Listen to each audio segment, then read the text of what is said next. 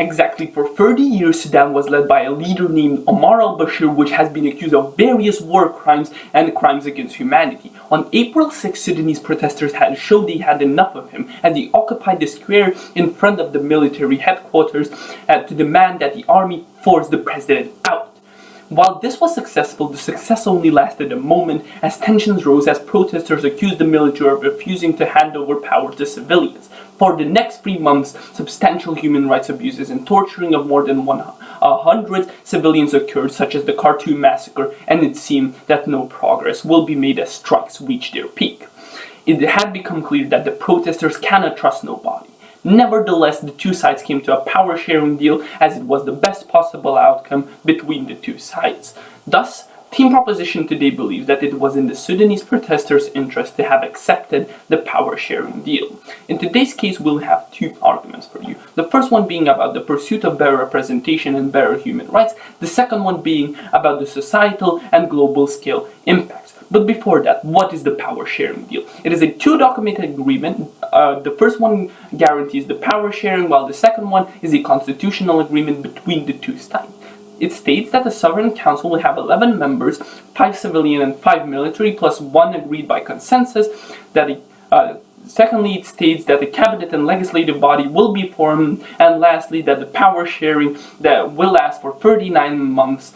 The first 21 months will be led by the general of the military and 18 by an elected citizen. So now, let's move on to my first argument about the pursuit of better representation and better human rights for every individual. The premise of this argument is to prove that it was in the citizens' interest to have accepted the power-sharing deal due to the pursuit of better representation of civilians and better human rights. Let's start with some background information and establishing the unjust acts against Sudanese people that happened until the point of the power-sharing deal. Firstly, it should be noticed that in 1993, Omar al-Bashir banned all rival political parties, and only later on there were some opposition parties established and legalized. However, they had still no chance to gain any influence. Thus, it could be said that for more than 26 years, the Sudanese people had absolutely no representation and a limitation of human rights. How does this look like? This looks like not having a right to vote. This looks like not having a political party that represents your views.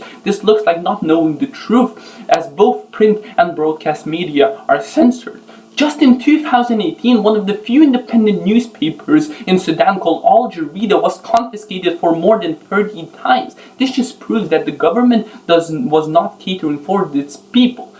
Due to this unfair regime, protests started in 2019 by the Sudan's Professional Association. The SPA is an association that initiated these protests, and they represent basically every professions committee ranging from doctors to teachers to engineers, and it seeks to improve their working conditions. Why is this important?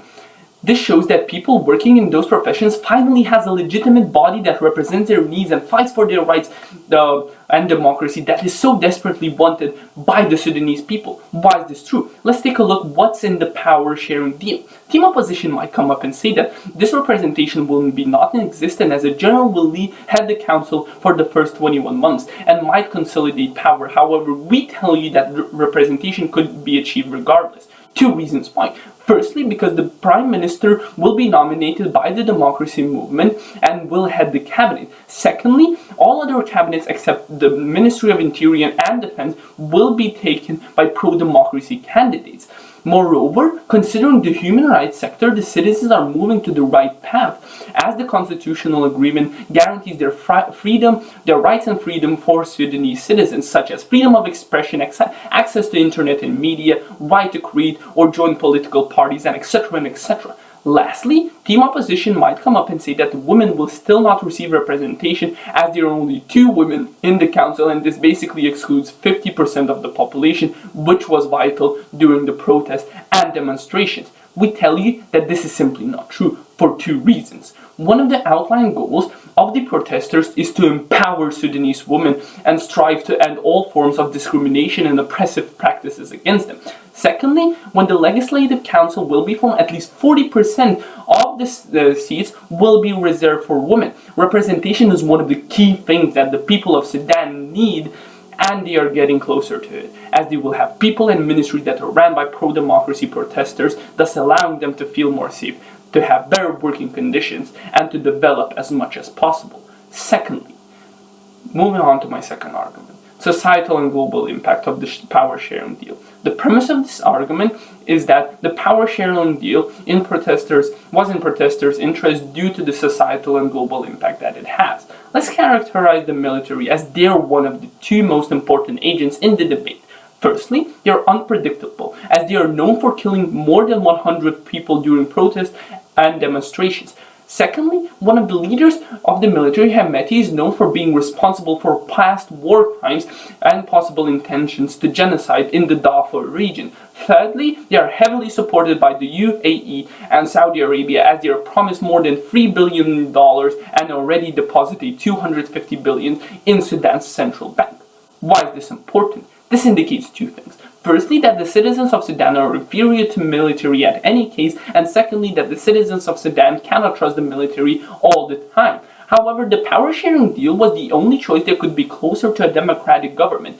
Even if the military is so unpredictable and has these powers, we tell you that this power sharing deal gives the global impact to the protesters of Sudan. Why is this true? Firstly, because of the African Union. They got involved after the Khartoum massacre. They suspended Sudan. They threatened them with the diplomatic isolation and threatened them with sanctions if they do not hand over power to a civilian-led authority.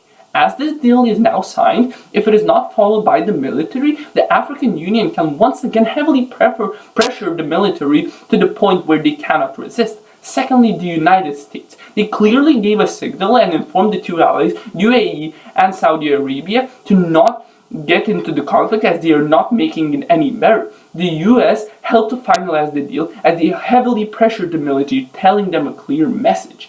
Power sharing in return for guarantees that nobody from the council will be tried.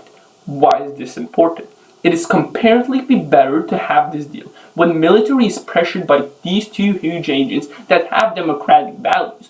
Moreover, the UAE and Saudi Arabia will not be as reckless as they fear to make an enemy with the US if they will not follow the clear signals. Lastly, considering the societal impact that this power sharing deal will have. We tell you that this power sharing deal is much needed for the civilians of Sudan because of the societal impact. Firstly, because it ensures somewhat more of a stable nation and that can act and make decisions in favor of the citizens, and this improves their global image. Secondly, because it ensures that the economy of the nation will eventually stabilize more and more, as now people can go back to work as there is no need to be fighting on the streets. Why is this true? Resources now can be allocated more accurately due to a civilian-led government, thus more budget could be allocated to other things such as healthcare, education, and other merry goods, rather than spending 70% of the budget on military like Sudan has done for the past few years. The bottom line is that the power sharing deal is definitely not the best possible outcome that the citizens would have hoped for. However, it is the right path to democracy, and democracy is in protesters' interest. For all of those reasons, propose.